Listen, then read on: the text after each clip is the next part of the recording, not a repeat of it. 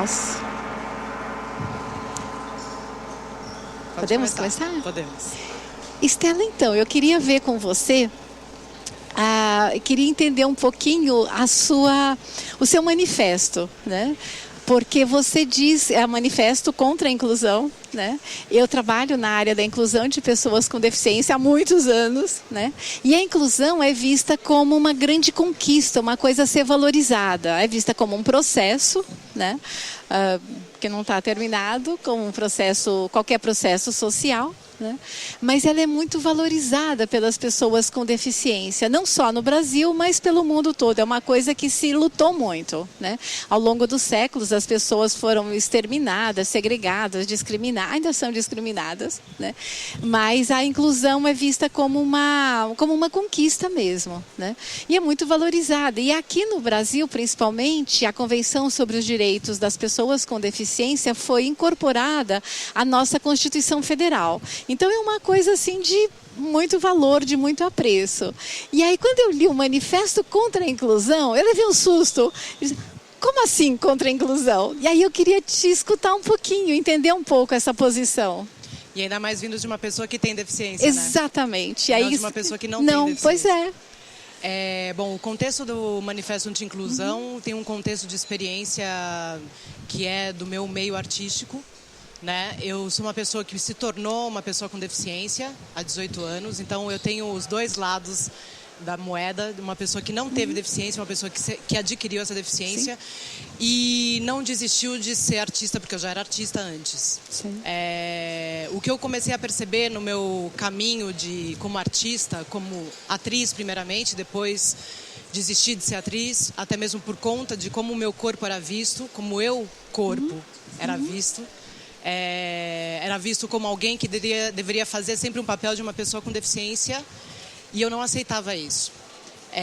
Descobri a dança com uma companhia alemã, e era um projeto mixed-abled, né, de pessoas com e sem deficiência, e foi super ótimo, porque eu descobri que eu fazia parte da tal da dança inclusiva.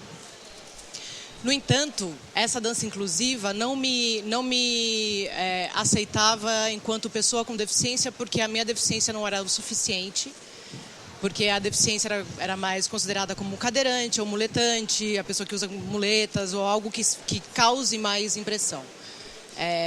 Então, já ouvi de pessoas, inclusive da esfera municipal, com poder cultural, de que eu não tenho uma deficiência. Então, eu não sou considerada uma pessoa com deficiência. Aí isso começou a me fazer pensar o que significa a deficiência. O que é essa inclusão? E temos ainda um mercado cultural da inclusão, né? Da arte inclusiva, da dança inclusiva. E eu comecei a perceber, então, o que significa isso. Da minha experiência e de um termo que eu cunhei, que chama corpo intruso, nasceu o Manifesto Anti-Inclusão. Eu vou ler o manifesto. Primeiramente, eu gostaria de ler o corpo intruso, quais são as definições do corpo intruso, do meu termo, que é: tudo que não está convidado, está fora de contexto, te tira do centro, desarticula o cotidiano, causa atração e temor, não nos damos conta, é feio, entre aspas, é frágil. Espera aí que o vento aqui virou a página. É estranho, no entanto, pode ser engraçado, gracioso e ter certo humor, me pertence. E a tudo isso eu nomeio como corpo intruso.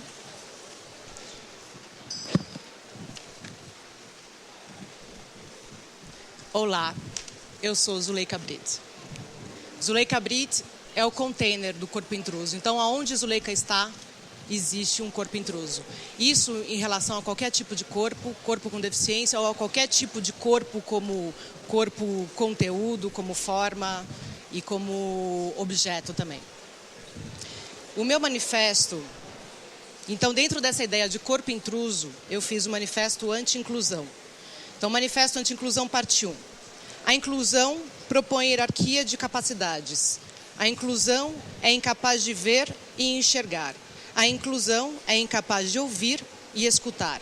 A inclusão é simplesmente incapaz. A inclusão pressupõe passividade. A inclusão não interage. A inclusão causa pena. A inclusão é unilateral. A inclusão exclui. a inclusão isola.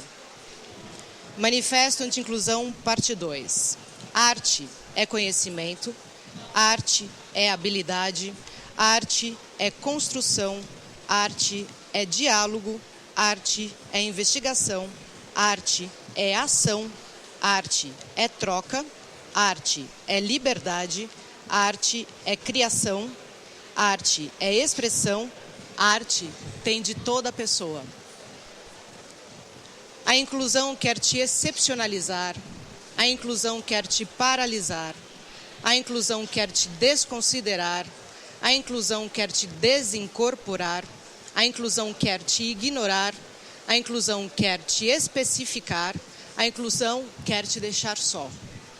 Arte e inclusão estão na contramão. O significado das palavras vão além de sua semântica.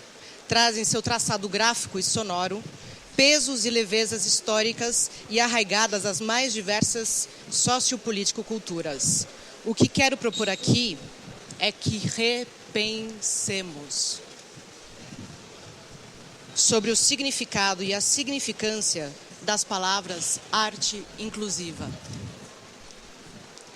Então, quando eu coloco essa questão anti-inclusão, o que eu quero propor que, como eu sou uma artista da arte contemporânea, então o corpo contemporâneo ele propõe uma coexistência.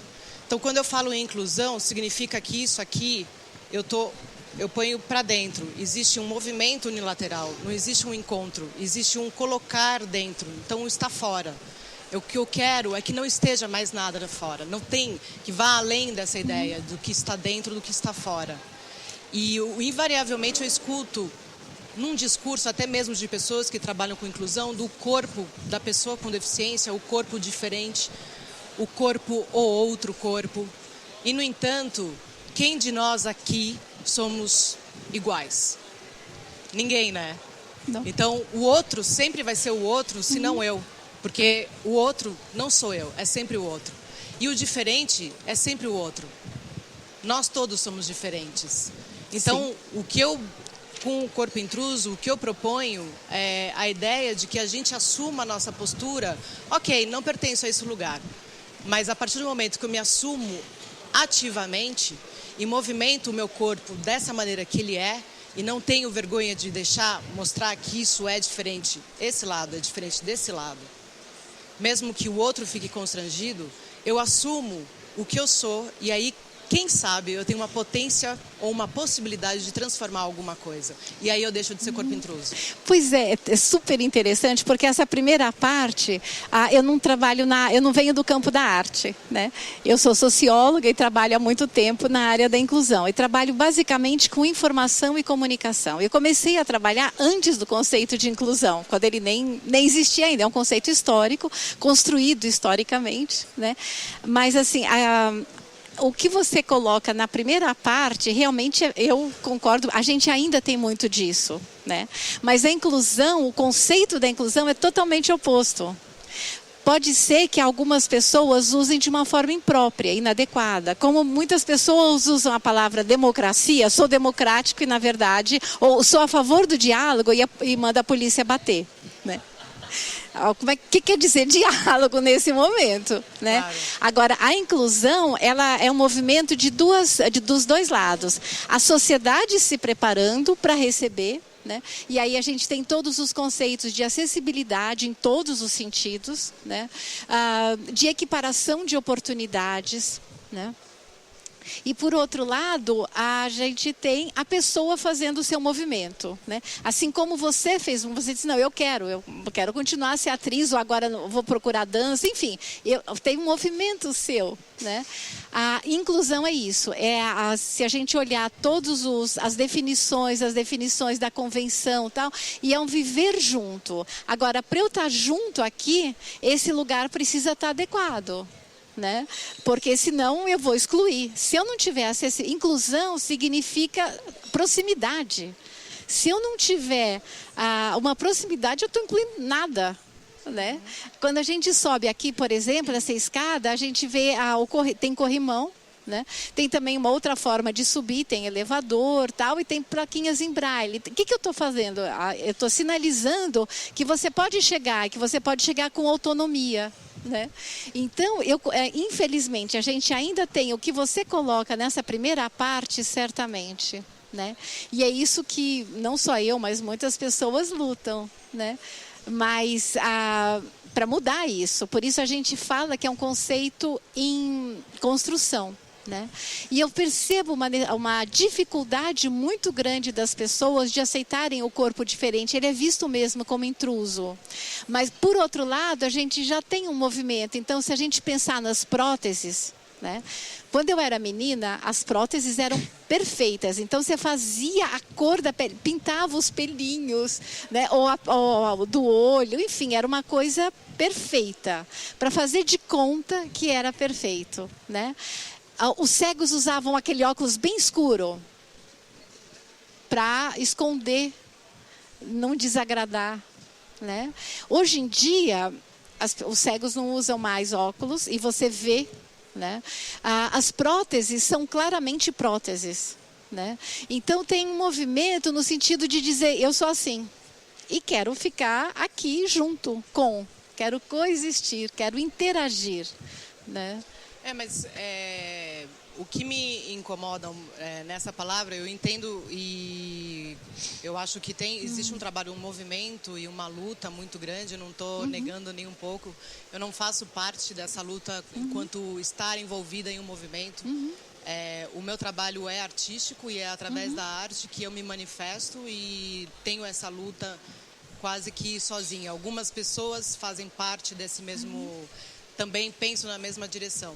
Eu conheço muitos artistas que fazem uso da deficiência, como até mesmo no release apresentam primeiro a deficiência, depois a arte que fazem. Então a arte que eles fazem não é nem questionada. Quando sai uma matéria de jornal é só sobre a deficiência e o que o cara faz não é nada.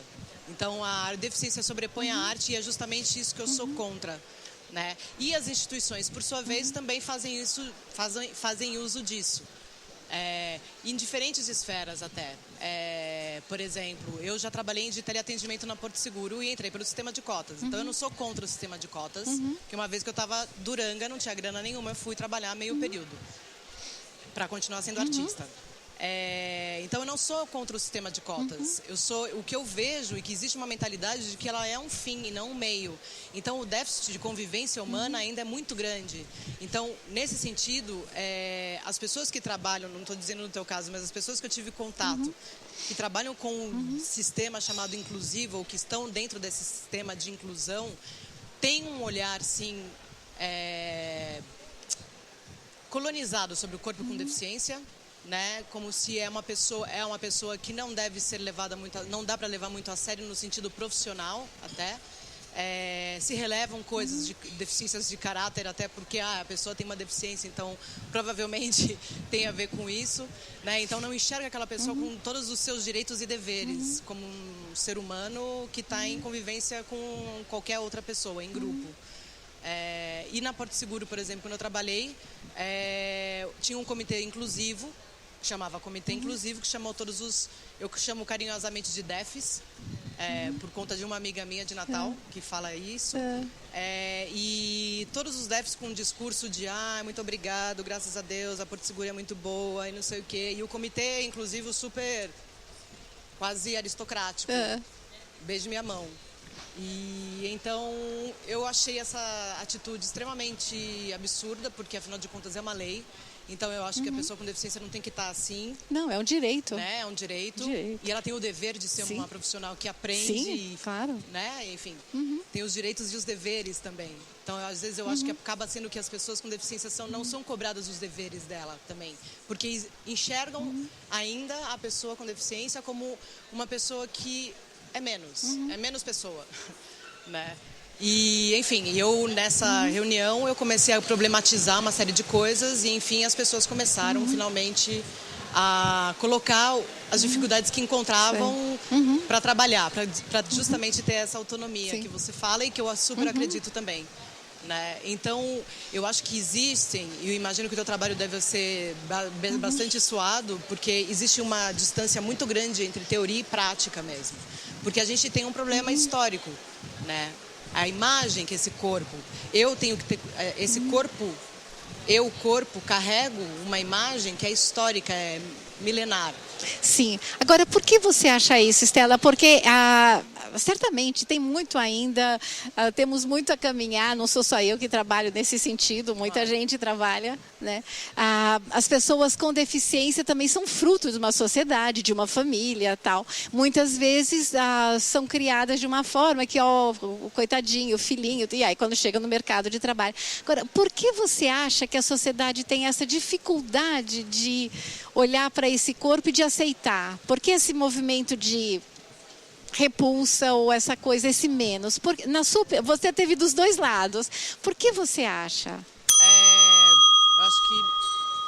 Gongo. Eu tenho que Mini-gongo. fazer uma intervenção agora. A gente tem que colocar esse daqui, ó. Muito bem. Eu escolhi as 3 imagens que eu escolhi foram de uma forma randômica.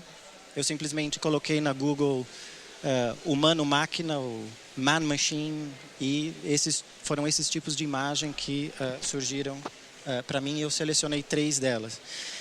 Mas por que isso? Porque o que eu gostaria de falar é sobre a questão dos modelos. O que é o modelo do corpo?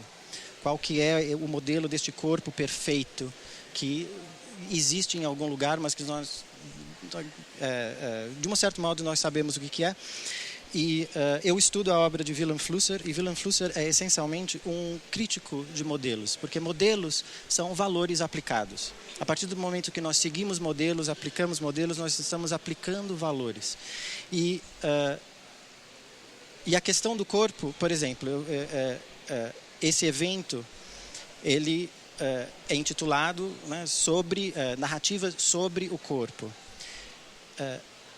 Mesmo antes de vir para cá, eu já tinha um certo problema com a definição do evento, porque falar sobre o corpo já implica um certo preconceito categórico, porque aqui não diz o corpo humano, mas a partir do momento que nós dizemos o corpo, todo mundo implicitamente pensa que nós estamos falando sobre o corpo humano, né? Mas e a Terra como um corpo? E esse prédio como um corpo? E nós todos aqui como um corpo, né? Como que esses corpos se interagem, com o que esses corpos fazem. Eu gostaria de levantar algumas questões, talvez. Por exemplo, Spinoza pergunta, o que pode um corpo? Mas aí tem o mesmo problema. De que corpo é esse que ele está falando? A gente sabe que corpo que ele está falando, certo? Mas aí eu gostaria de perguntar, então, o que é um corpo? Mas assim, sem uma tentativa de definição absoluta, mas pelo menos que nós pensássemos aqui para o resto do dia, o que é esse corpo que a gente está falando, né? Sobre o que a gente está falando exatamente. E aqui o manifesto, ou então pelo menos, né, o título dessa mesa diz, né, o direito à imperfeição. Agora, a partir do momento que a gente pensa no direito à imperfeição, significa que a gente respeita um modelo de perfeição, certo? Então a minha questão é o seguinte, em vez de lutar pelo direito à imperfeição, por que não destruir ou mudar este modelo de perfeição? O problema é o modelo de perfeição, é isso que a gente tem que atacar, é isso que a gente tem que criticar, desconstruir, etc. Nós sabemos qual que é esse modelo, né? Você mesmo mencionou esse modelo na mesa anterior, né? Tipo, é um modelo ocidental, branco, atlético, etc, etc, etc, né? É bem interessante, acho que vem a calhar o que o Rodrigo comenta com a tua pergunta, né? Assim, qual é o incômodo que a gente gera ou que a gente tem? E juntando com esse questionamento que ele levanta, assim, com essa afirmação até que ele faz de destruir o modelo, realmente, quando a gente fala pelo direito da imperfeição, existe sim um modelo de perfeição, e é justamente isso, né? Se a gente olhar para a gente mesmo, quem é que está 100% satisfeito com o próprio corpo? Nem a Gisele Bündchen.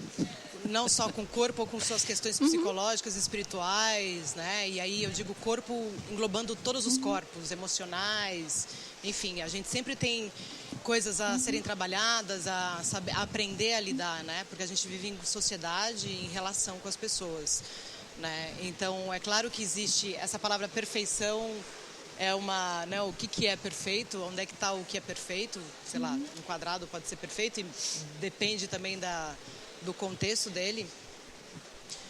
Então, o que acontece é que o que eu percebi quando eu adquiri a deficiência, e aí junta com a ideia do o direito à imperfeição, o direito a de ser o que é, que somos todos imperfeitos, aí afirmar que somos todos imperfeitos e que existe sim esse modelo, e aí vamos destruir esse modelo de alguma forma, assumindo a nossa imperfeição, né?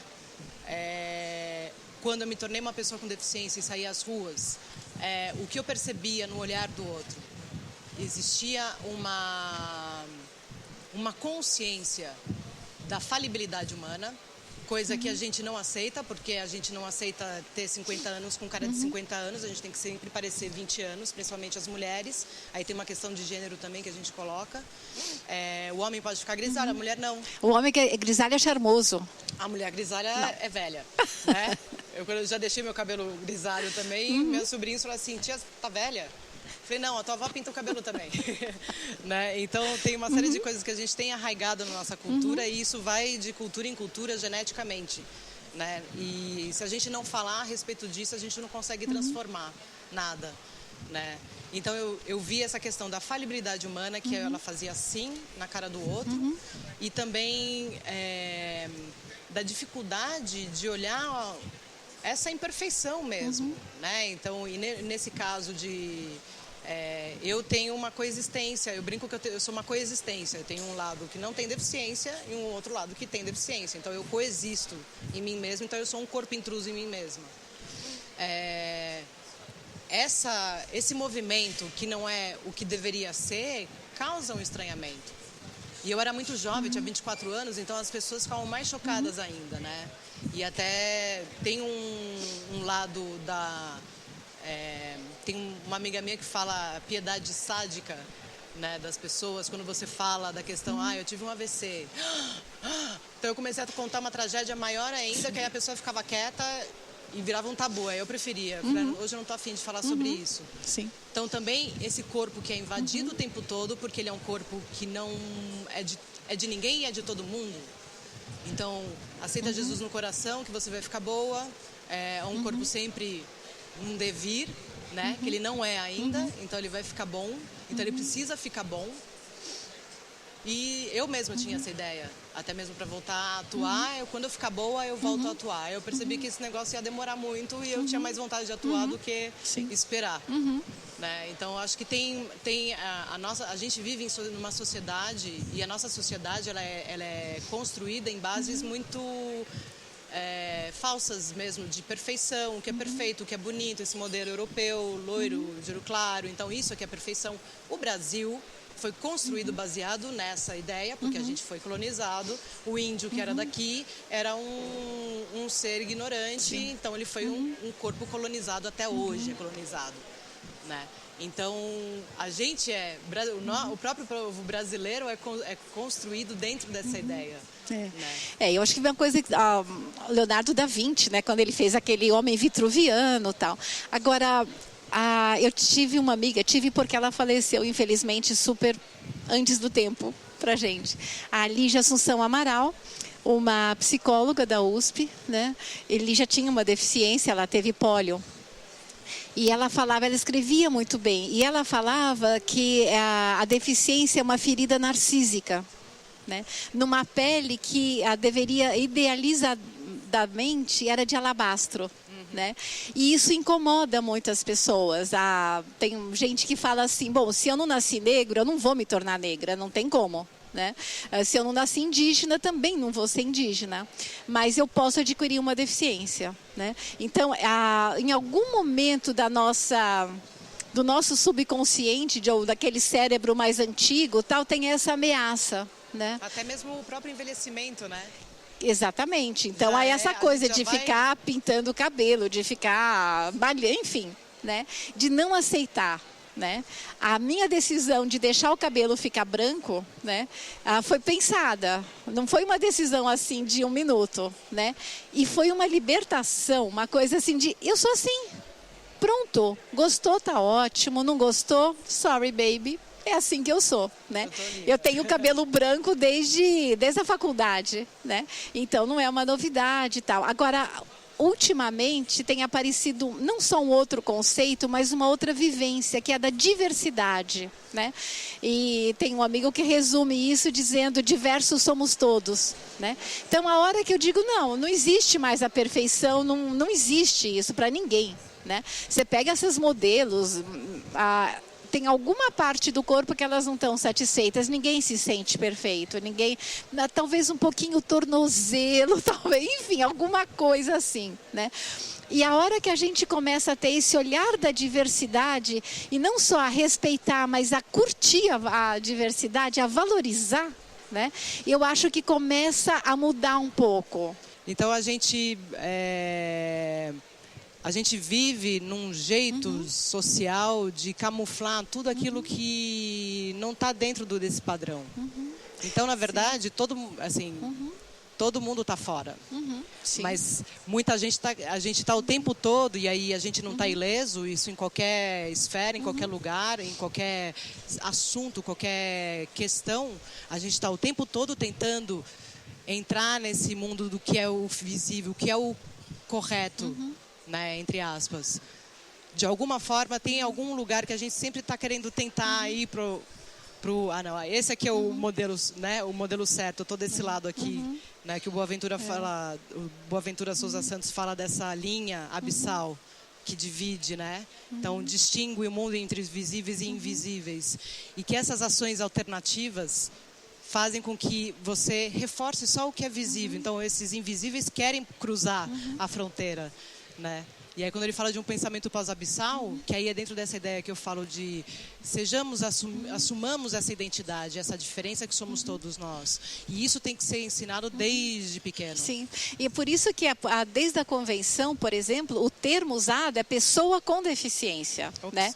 Porque, assim, em primeiro lugar, é pessoa. Sim. Não interessa, azul, listadinho, não interessa, pessoa. Né? Agora, a deficiência é uma característica dela, não a define totalmente. A gente extrapola, graças a Deus, a gente extrapola qualquer um desses rótulos, né? Então, eu tenho uma deficiência, né? Pronto, é só isso, é uma pessoa com deficiência. Pode ser uma deficiência física, uma deficiência, enfim, seja lá qual for. Né? E todos esses outros rótulos de especial, necessidades especiais. Não, necessidade especial muita gente tem. Eu gosto de dormir só com o meu travesseirinho. É uma necessidade especial. Pronto. Isso não tem nada a ver com uma deficiência. Né? E a palavra usada, tem muita gente que tem muita dificuldade de falar deficiência, como tem dificuldade de falar câncer. Então, assim, CA, aquela doença. Né? Como se a palavra fosse contaminar, é um monstrão que vai te atacar, né? E quando você explicita pessoa com, mulher com, criança com, enfim, todas as possibilidades, né? Você está dando uma visibilidade a isso. Daí você está usando uma prótese que tem cara de prótese, que não faz de conta que é uma perninha, que não faz de conta que é uma... Enfim, ela é uma prótese, ela é útil. A função dela é te tornar mais funcional, mais produtivo, mais autônomo, né? Autônomo, com dignidade, né? Com autonomia, enfim. Né? Então a gente está caminhando, eu acho que para isso, para dar um nome certo, para olhar no olho. Sim. Né? E dentro da arte, né,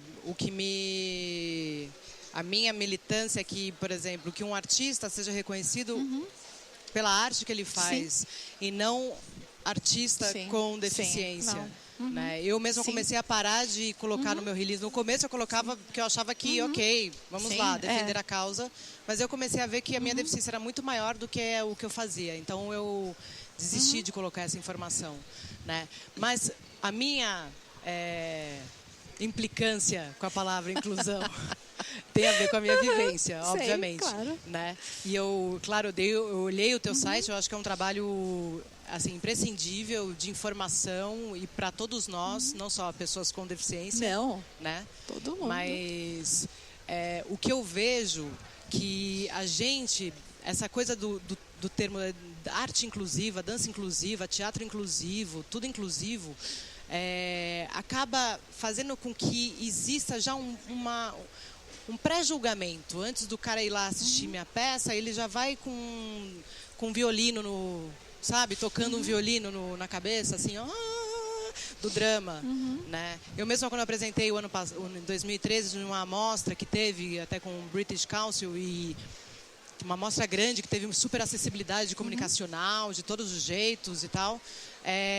Como eu tenho um momento que eu fico aberta com o público, conversando com eles, eu perguntei para algumas pessoas que eu não conhecia, falei, como é que você veio para aqui? Não, porque eu acho muito bonito isso que vocês fazem. O cara nem tinha visto o que eu fazia, nada, era a primeira peça que ele estava vendo. Eu acho muito bonito o que vocês fazem, porque é um esforço, é uma superação. Então, o que eu percebo na arte e o que eu começo a ver nos âmbitos outros, esferas mesmo, nacional e essas coisas, Teleton, eu acho que vai num lugar super piedoso, que não enxerga a pessoa com deficiência com toda a capacidade que ela tem.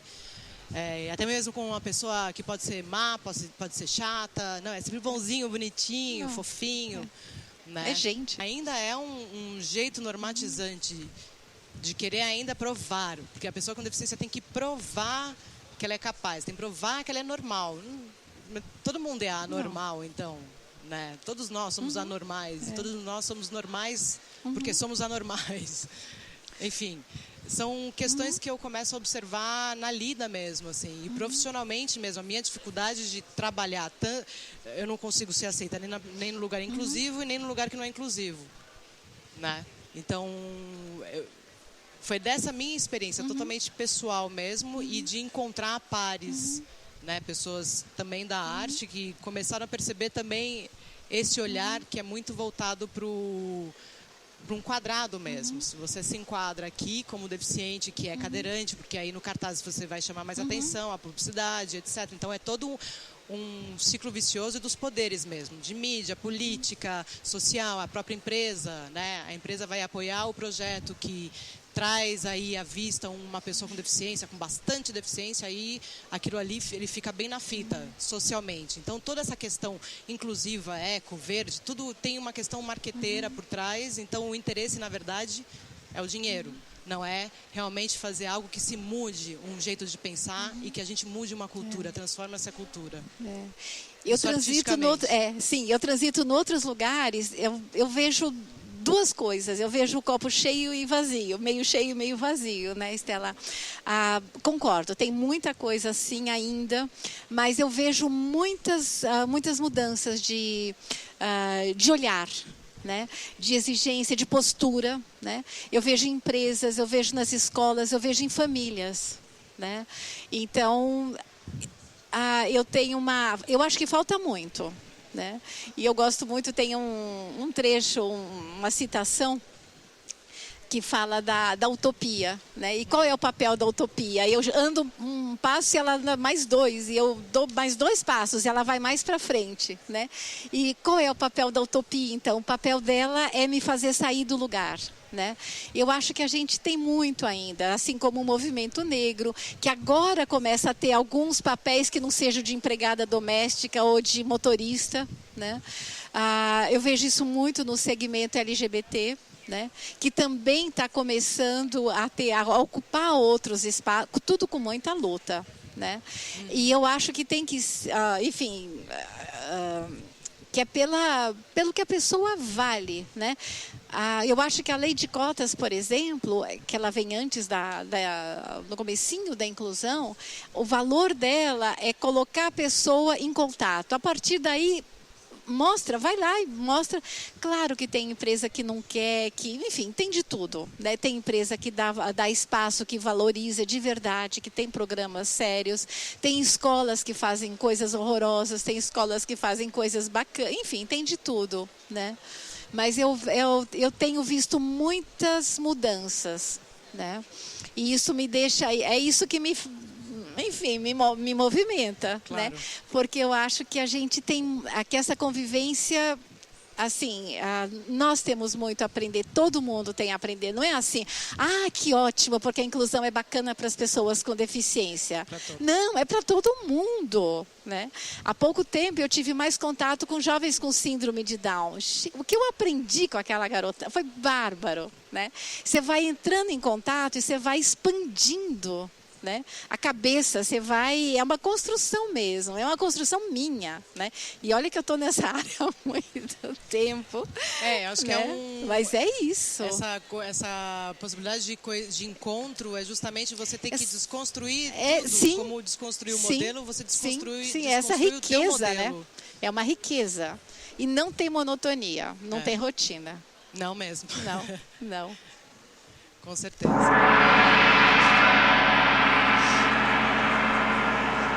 Agora a gente pode falar? Isso. Mas eles estão escutando? Sim, elas vão escutar o que a gente está dizendo. A gente pode falar? Sim. Ó, vou começar então. Eu achei bárbara a Estela, que eu não conhecia, e fiquei pensando que a reivindicação dela é muito por uma luta contra, na verdade, uma violência epistemológica que se faz com termos tais como deficiência e na contramão eficiência, né? E no caso dela, ela ocupa esse espaço que todos nós ocupamos no grande e vasto limiar. Ela até poderia se auto-intitular artista do limiar entre o dentro e o fora.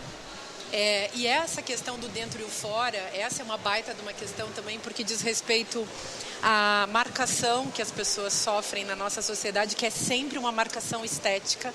Então, é um problema biopolítico, mas o viés é estético. Então, você é marcado porque você é negro, você é marcado porque você é mulher, porque você é trans, porque você é gay, porque você não sei o quê, porque você também é deficiente, entre aspas. Então, a reivindicação dela é contra, e ela faz arte com isso, contra esse lugar que foi bacana, digamos, num tempo, mas que tem que ser revisto, que é o de ser incluído enquanto excluído, que isso é uma merda muito, assim, sem graça, né? Já pensou, você tá sempre colocado lá como uma pessoa que é deficiente? Que bosta é essa, né? Você ser marcado porque, sei lá, você não tem a perna, o braço, a orelha, isso é marcação estética. Existir primeiro, para depois estar nesse lugar e falar que você existe. Queria colocar uma questão de eugenia aqui para vocês pensarem. Não sei quem sabe aqui, quem conhece o histórico das pessoas com deficiência, né? Na verdade, de seres humanos, que depois hoje são classificados. São pessoas com deficiência. O ser humano não era funcional, não era perfeito, não nascia com as características da religiosidade, então ele era morto. Sim. Ele não existia.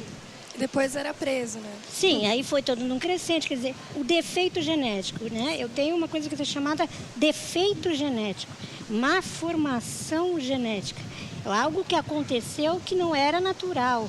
Aí vamos colocar o que é natural, o que não é natural. Eu acho que a questão vai muito mais profunda do que uma questão social, né? Que está sendo colocado da inclusão enquanto...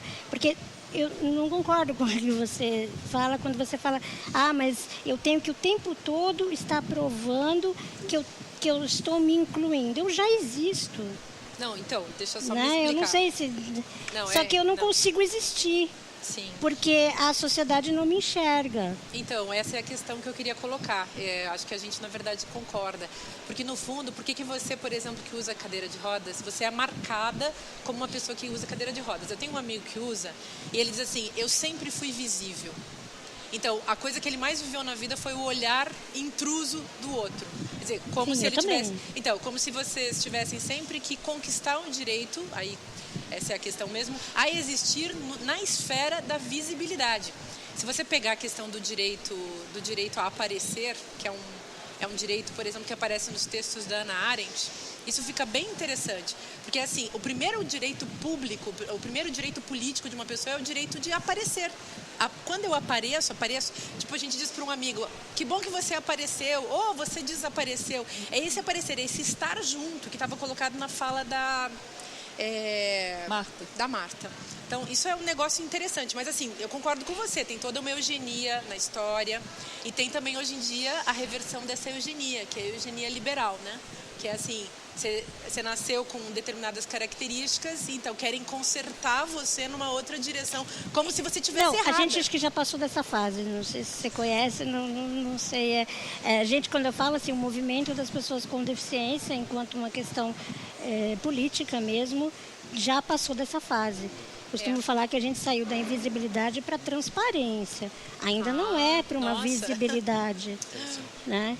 Porque não é mesmo. Que nem aqui nós estamos, se tivesse uma pessoa com surdez, ela não poderia existir. Sabe o que eu estava porque pensando ela nisso? não poderia se comunicar com outros seres humanos que estão aqui. Ela não existiria. Eu estava pensando nisso, porque a minha única filha é surda. Eu sei. A minha filha é surda e ela não poderia jamais participar dessa coisa aqui. Então, eu acompanho bastante isso e oriento pessoas que trabalham com esse tipo de conceito e faço pesquisa nessa área. Então, eu sou super ligada em entender assim, como é que está acontecendo. E, de fato, você tem toda a razão. Tem também e esse é o lugar interessante, que é o lugar levantado pela Estela, que é esse lugar de você não ser nem uma coisa e nem outra coisa. Tipo, para você que usa cadeira de rodas, então, tem toda uma história e você está visível. Imagina aquela pessoa que não parece cega, ou que não parece surda, ou que, sei lá, a deficiência dela não está tão à mostra. A Estela estava colocando que ela tem um lado e outro lado. Eu, quando vi você no banheiro, também não vi que... Quando eu a vi no banheiro, eu não vi que ela tinha alguma deficiência. Então, mas aí qual a importância de se ver ou não a deficiência? De saber ou não que ela existe? Estou dizendo qual a importância para você se relacionar com a pessoa. Ontem eu vi de um debate sobre imagem e estigma, que estava colocando, tinham filmes sobre isso, rapidamente. Tinha um filme que era o encontro de um homem e uma mulher dentro de um ônibus, em que eram closes, em que eles se apaixonam pelo olhar, naquele mesmo momento eles têm uma atração irresistível e eles se beijam. Eles se beijam, aí a moça, na hora que eles se beijam, eles se agarram, então que cai a prótese do rapaz. E aí a moça descobre que ele não tem metade de um braço. Aí, naquele momento, ela fica extremamente horrorizada, assustada, mas se culpa também, tanto que depois o filme continua e ela vai pedir perdão. Mas no momento em que ela teve o primeiro contato com ele, se apaixonou, em nenhum momento ela viu a deficiência em primeiro lugar. Não estava visível. Né? E aí é uma questão, o que pode ser interessante e atrativo para você, não pode ser para mim. Não sei se vocês sabem que existem devotees, que são pessoas que têm atração sexual por pessoas com deficiência. Né? Então, o que pode ser uma coisa que absurdo, pode ser que eu queira gostar só daquelas pessoas por esse motivo.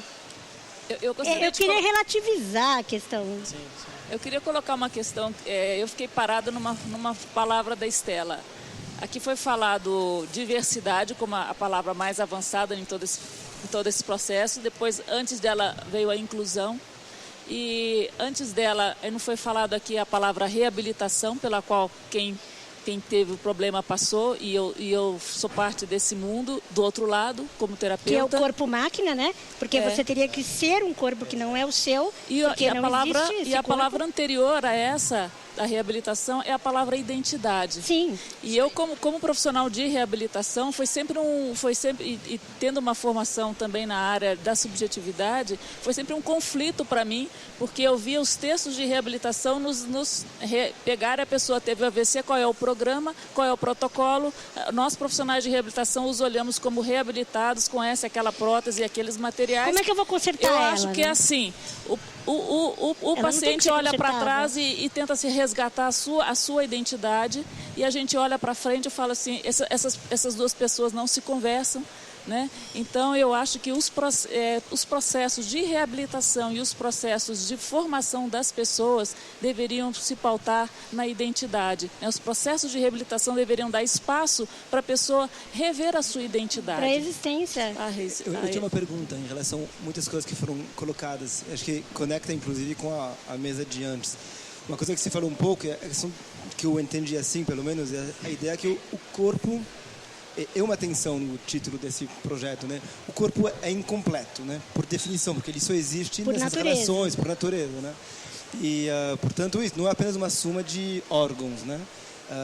E a mesma coisa quando a gente falava da questão da morte, né? De uma certa maneira, o corpo morto pode estar vivo dentro de mim. Enfim, eu sinto a morte do outro dentro de mim. Então é interessante de um corpo incompleto. E quando a gente fala agora dessas questões de deficiências, né, ou de diferença, que você falava que é uma coisa matemática, né, de retirar algo, mas pode ser também de acrescentar, eu queria entender como que vocês lidam, uma pergunta muito simples, justamente com esse uso que você discutiu um pouquinho da palavra deficiência, né? Que você tocou um pouco nessa questão, de uma certa maneira. Em inglês é disability, né? Significa que eu tenho um déficit permanente. Não. Você fala para você. Primeiro que eu sou pessoa, eu sou Leandra. Sim, mas você alguma vez precisou se autoafirmar nesse lugar? Em termos na sociedade, sim, porque a gente vive numa sociedade que, como eu falei, a gente ainda está saindo de uma questão de invisibilidade para uma transparência, e como ela também trabalhou um tempo com a lei de cotas, eu também trabalhei, e além disso, por exemplo, privilégios. Se não tivesse esse elevador, eu não entraria aqui. Então isso não é um privilégio. Sem o elevador, que na verdade eu sinto como parte do meu corpo, eu não existo. Claro. Eu não estaria com vocês. Mas me pergunta em que medida a palavra deficiência é uma ferramenta interessante ou não? Essa questão, a questão ao nível terminológico é interessante, principalmente quando você vê isso em tradução, né? Porque no inglês exato, no inglês o termo aceito em espanhol, descapacitado, que é uma tradução do inglês.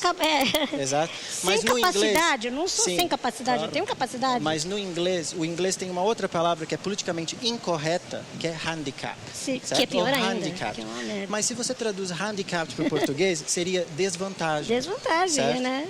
Mas, por exemplo, você não acha que... não, eu não acho que eu tenho desvantagem a partir do momento em que a sociedade me abre esse espaço. Sim, quer dizer, que o meio. Exato. Eu gostei quando você falou do corpo, enquanto não só corpo humano. Sim, sim, né? sim. E se esse corpo, que é a cidade, eu penso muito numa questão, uma vez eu coloquei que os arquitetos constroem barreiras. Sim. Aí um arquiteto, inclusive muito próximo a mim, disse, como que eu posso construir barreiras? Exato, né? Mas a questão esse arquiteto constrói esses prédios de acordo com o modelo que eu estava falando antes, que é um modelo que impera. O mundo, sim, por quê? Por que isso? Mas as pessoas eram mortas. Mas aí que eu digo, a questão da desvantagem está em relação a esse modelo. Certo? Você tem uma desvantagem se comparada com esse modelo. Sim, é o que eu falei. Então o arquiteto vem, constrói uma escadaria gigantesca e você não consegue subir essa escadaria. Ele não vê a própria imperfeição dele, que pode quebrar uma perna. Então, vocês dois falando, todo mundo aqui falando, rola a questão da prótese. O mundo é uma prótese. Então a questão nossa é, qual é a minha relação com as próteses? Mas até o surgimento da prótese, né, veio justamente para as pessoas voltarem ao trabalho industrial, enfim, perder um braço. Então tem toda essa questão, né, da sociedade, do desempenho, desse discurso da eficiência, né? Então, por que não se colocar também? E acho legal também de pensar a prótese no sentido mais vasto, porque a gente falou em deficiências físicas e corporais, digamos, dentro da lógica da arquitetura do espaço, dos corpos e tal. E existe um negócio projetado pela cultura capitalista e tal, que é a prótese de conhecimento. Então, esse bando de gente usando televisão, computador, essa coisa, esse microfone que a gente está usando agora, essa parafernália tecnológica ao nosso redor, a gente está inserido dentro de um bunker protético muito maluco, no caso, aqui nos que mostra a nossa deficiência geral, como a lógica interna do processo. O rebaixamento dos nossos corpos é essa coisa que pode ser usada pelas coisas. Justamente porque é incompleto. A questão da robótica, né? Então, aquela coisa, se você tem a capacidade de colocar uma perna, colocar um braço, você deixa de ser a pessoa com deficiência, você deixa de ser um desvalido, você deixa de, né? E aí você passa a ser uma pessoa como qualquer outra. E aquela pessoa, né, como qualquer outra no padrão. E aquela que realmente eu não vou crescer. A minha aparência física não vai mudar. Leandra, como que vai ser, né? Na época pensa lá no Aristóteles, falando que a mulher era um macho falido. A gente não tinha pau, gente. Não é muito engraçado? Isso é um negócio muito louco. Assim, tá faltando alguma coisa nessa pessoa. É um raciocínio do princípio de identidade muito errado, gente. Mas isso parte do momento em que todos esses modelos são estabelecidos. Sim, nós estamos lidando com esses modelos há mais de 2.500 anos, certo? Então a questão é quando que nós vamos começar a lidar aqui questionar estes modelos. Não, é a mesma coisa do uso da marginalidade, né? Quando você pensa na margem, então é porque tem algo na margem, tem uma coisa correndo dentro. Sim. Sendo que não, as coisas estão todas juntas. Não existe uma margem. margem, não existe quem está fora e quem está dentro. Por enquanto está todo mundo aqui no planeta Terra ainda, Mas por né? isso que eu falei, se nós considerarmos todas as pessoas aqui como um corpo, nós estamos agindo juntos como um corpo. Nós somos todos parte desse Espinosianamente falando, estamos sendo afetados uns pelos outros.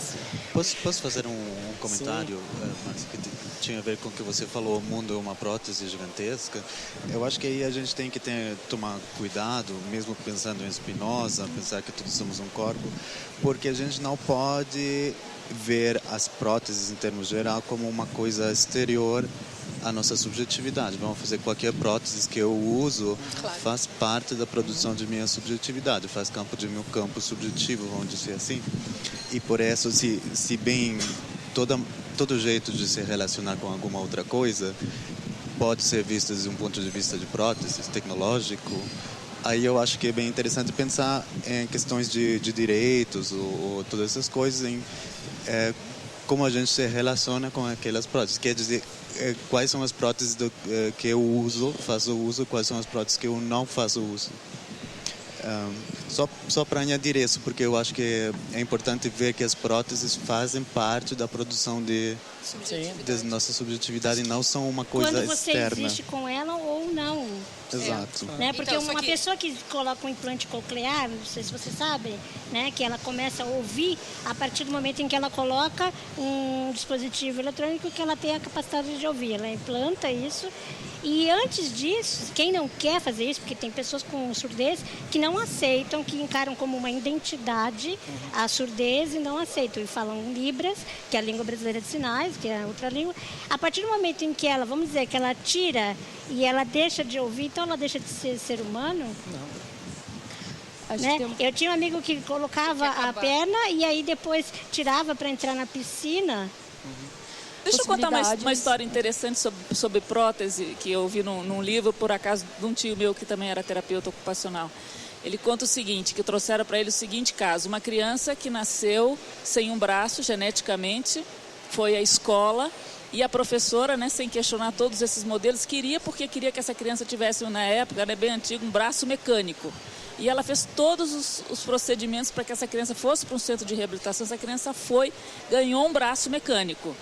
E ela também nasceu também sem uma das pernas. Mas a professora se incomodava em ver aquele aluno sem um dos braços. Ela se incomodava. Porque é a fragilidade, Aí ele foi, ganhou o bracinho e ele começou a aparecer à escola, ele deixava o bracinho em casa. Mas ela questionou, mas por que agora você tem um braço e não está usando? Não, professora, sabe o que é? Eu queria uma perna, porque na verdade eu não queria ser goleiro, eu queria ser centroavante. Então, isso que a gente fala, que não se questiona nos processos de reabilitação a identidade da pessoa, o desejo, o que ela de fato quer e o tempo para isso. Acabou. Eu ia falar do óculos. Droga. É uma bela órtese.